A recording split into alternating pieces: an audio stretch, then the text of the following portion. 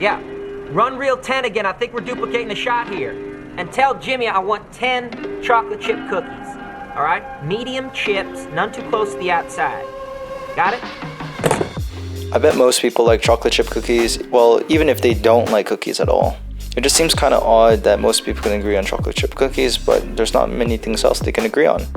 I know that when I'm feeling a bit down, chocolate chip cookies can kind of turn it around, so I thought I'd share it with you guys.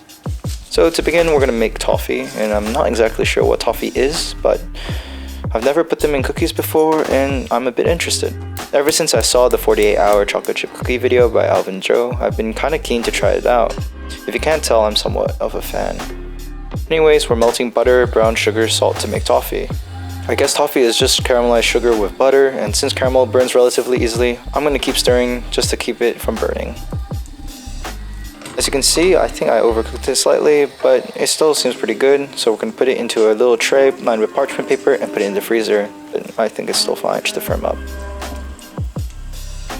Now we're going to get started with our dough, which starts with brown sugar, espresso powder, baking soda, and a bit of salt. We're going to mix that together until it's homogeneous, and then add our brown butter. I think brown butter is one of those really nice tasting things, and to some, not so much, so I guess melted butter can do also. I also think I did cook my brown butter a bit too long, so use your discretion. So we're going to mix that until it's also very homogeneous and smooth, but it will be a bit lumpy, which is okay. We're going to add 2 eggs, a bit of vanilla extract, and we're going to start blending it together. The eggs kind of even it out, which makes it into a nice generally soupy or syrupy texture, which I find quite interesting.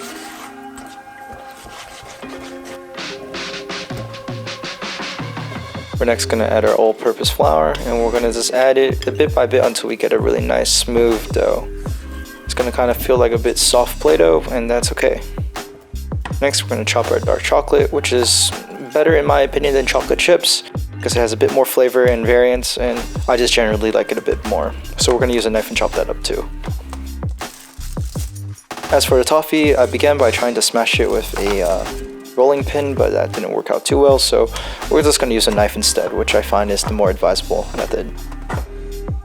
We're going to now mix everything together until it's homogeneous. Next, we're going to get out a baking tray, and we're going to start scooping our cookies with a melon baller or ice cream scoop. I find a ice cream scoop generally the right size for my cookies, which is soft in the middle and crispy on the edges. Once done, we're going to wrap it with shrink wrap and then place it into the fridge to relax and to get it to firm up a bit. I think this long rest might be able to infuse the flavors better.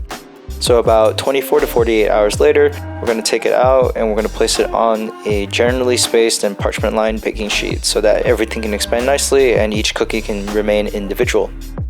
We're now going to start by having our preheated oven at 150 degrees Celsius take in our cookies, and we're going to bake them for about 20 minutes. Halfway through it at around 10 minutes, we're going to take the cookies out, and then we're going to gently tap them to release any air bubbles. This trick by Joshua Weissman results in nicer, chewier, denser cookies.